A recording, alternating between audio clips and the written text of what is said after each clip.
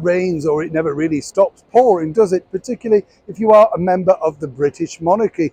Now, this time around, you could be forgiven for thinking what more could simply be coming.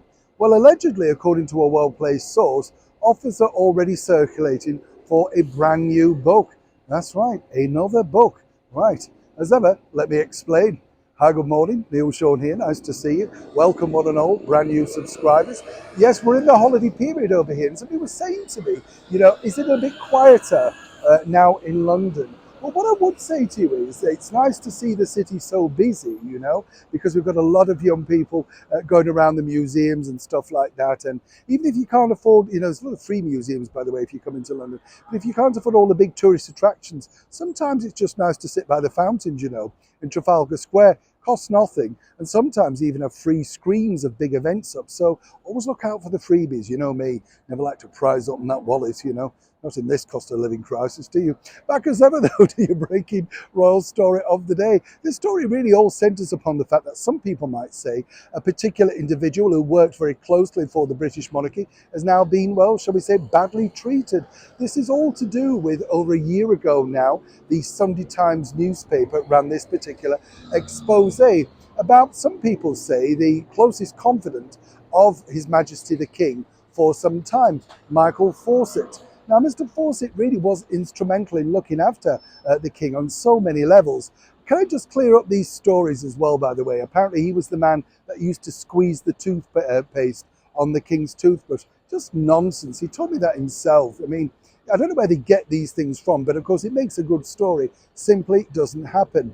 What is interesting to note, though, that particular investigation, which was alleged to be that they were receiving cash bombs, money delivered to royal palaces from Saudi princes in the hope of a bigger sort of honour, all that sort of stuff. Well, conclusively, nothing was done wrong. 100%. Let's just clear that up now.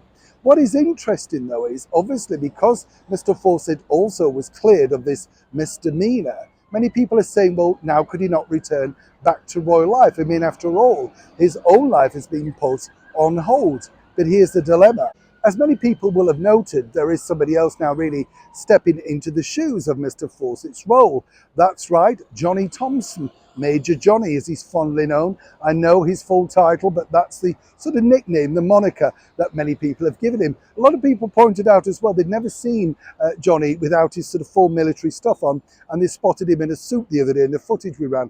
Now, it does seem strange him being in a suit, doesn't it? But back to the story. You see, the bigger problem now is that a lot of people do not want to see, inside royal courtier circles at least, the return of Mr. Fawcett. But as somebody pointed out, inside that, it's a little bit more worrying, as of course Mr. Fawcett does indeed have a very, very substantially interesting book to book publishers. Now, again, very tricky, isn't it? Because obviously he would have been given a redundancy payoff, etc. But I've been told that His Majesty the King truly misses Mr. Fawcett. After all, when you've been together with someone for such a long period of time, working together through business, etc., you totally rely on their insight, memory, and knowing exactly what they want, as opposed to somebody new. That's not decreeing Major Johnny at all. Of course, if he decides to write a book, he could simply name his own price, but that would mean revealing a lot of inside secrets.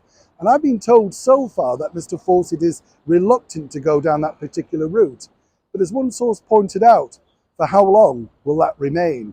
And should the King now be equally worried, not just about his youngest son, but about a former trusted aide, simply revealing all? As ever, it's a developing story, and when I know more, you'll know more. Neil Sean in the very heart of London.